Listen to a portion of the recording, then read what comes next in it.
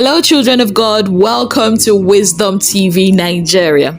A few weeks ago, we Christians celebrated the death and resurrection of Jesus Christ. Now, the crucifixion story is actually a very interesting one because from the moment Jesus was arrested, paraded from the high priest to Pontius Pilate, to the moment he was crucified on the cross, he went through a lot of humiliation. The Pharisees insulted him, mocked him, spat at him. The Roman soldiers beat him up, flogged him, even cast lots with his garments. One of the thieves that he was crucified with made mockery of him, but the Father turned his face away from him. It was so much that Jesus had to cry out, my Father, why hast thou forsaken me?" Now, at this point, the devil obviously thought he had won. His plan, everything has worked to perfection. This is it. This is the end. This is the end of the Son of God. But little did he know that this was actually the beginning of the best things that has ever happened to mankind, the salvation of our souls. Now, a lot of us Christians, we hear this story, we read about it in the Bible from the book of Matthew, Mark, Luke, and John. We are fascinated by it. We celebrate Easter every year. But when we go through our dark moments, we start panicking.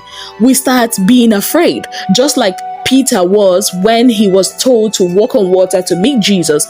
We start being afraid. We think, oh, this is the end. But little did we know that the fact that we are in our dark moments does not mean that God has forsaken us, does not mean that there is no light at the end of the tunnel. What am I trying to say, child of God? We live in a society that we are often faced with challenges, trials, and temptation. There is no place the Bible says that we will not face adversity.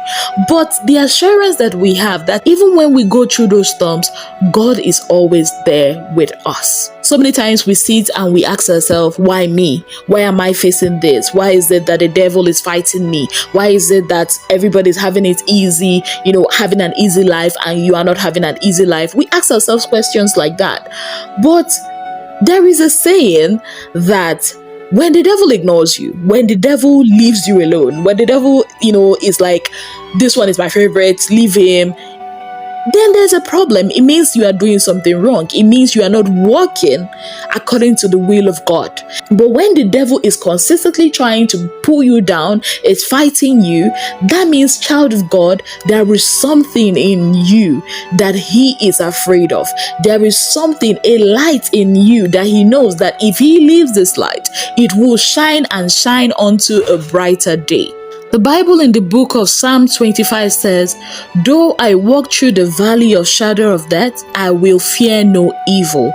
Also in the book of Isaiah chapter 43 verse 2, the Bible says, when thou passest through the waters, I will be with thee, and through the rivers, they shall not overflow thee. When thou walkest through the fire, thou shalt not be burned, neither shall the flame kindle upon thee.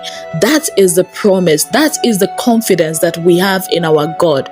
He will always come true for you. So when the devil is fighting you, when you are at that darkest moment, when it looks like all hope is lost, child of God, do not fear. God is there with you.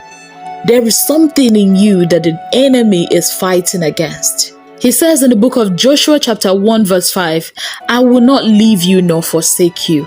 That is the God that you serve. That is the God that we serve. So child of God, be of good courage. As it's written in the book of 2 Timothy chapter 1 verse 7, for God has not given us a spirit of fear, but of power and of love and of a sound mind. Child of God, stand firm. Do not fear.